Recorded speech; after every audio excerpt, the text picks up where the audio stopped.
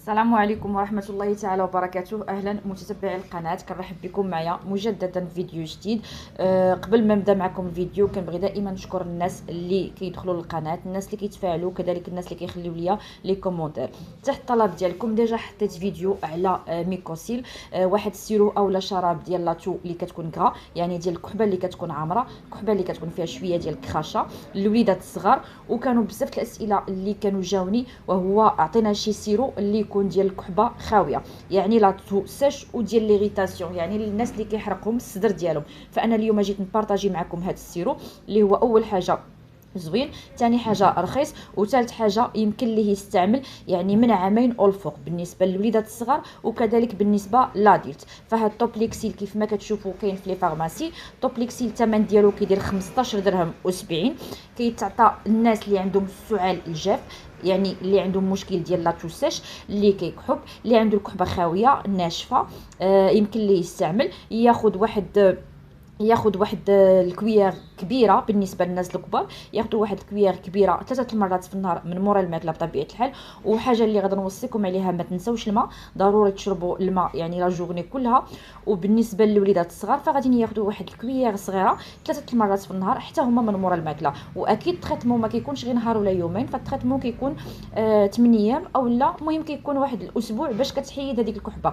توبليكسيل راه ماشي اونتيبيوتيك، توبليكسيل هو اونتيتيسيف، يعني واحد السيرو ديال الكحبه. بالنسبه للبنات اللي كيقولوا لي واش لا كانت الكحبه عند الوليدات اوتوماتيكمون ناخذوا ليهم لي زونتيبيوتيك، فانا كنقول لك لونتيبيوتيك اول حاجه ما كتاخذيه حتى كتكون عندنا واحد الاعراض، ومن بين هذوك الاعراض مثلا كيكون الوليد عنده الكحبه عامره، ما كيقدرش يخويها، ما كيقدرش يخرجها، وكيكونوا النويفات ديالو عامرين.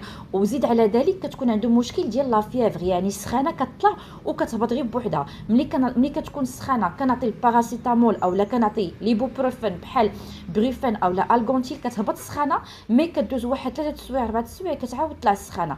هنا كتكون شي انفيكسيون في الصدر، يعني هنا كنبغي نعطي لونتيبيوتيك، ولكن لونتيبيوتيك ما يصلحش نعطيوه لوليداتنا كل مره. فلونتيبيوتيك الا عطيتو ليهم انا في واحد الظرف ديال يعني من 4 شهور اولا من 5 شهور مزيان.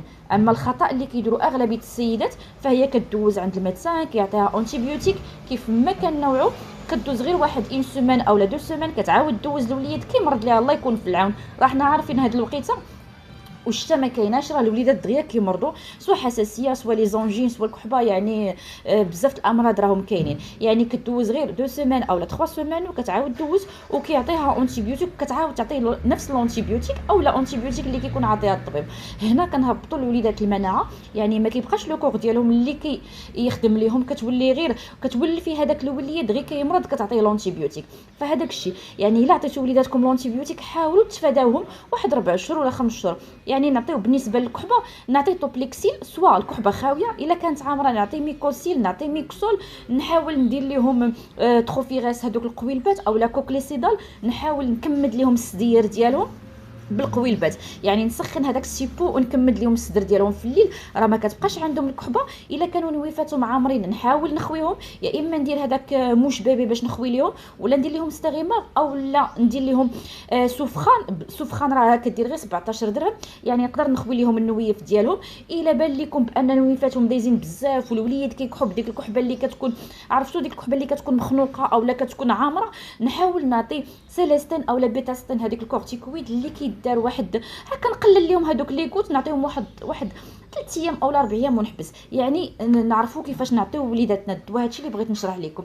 اما توبليكسيل راه يمكن لكم ياخذوا الوليدات من عامين والفوق، يعني هاد السيرو زوينه البنات وحتى الوليدات، حتى بالنسبه للمذاق راه فيه لوغو كراميل، يعني كيبغيوه. انا بالنسبه ليا الوليدات كياخذوه ما عندهمش مشاكل معاه.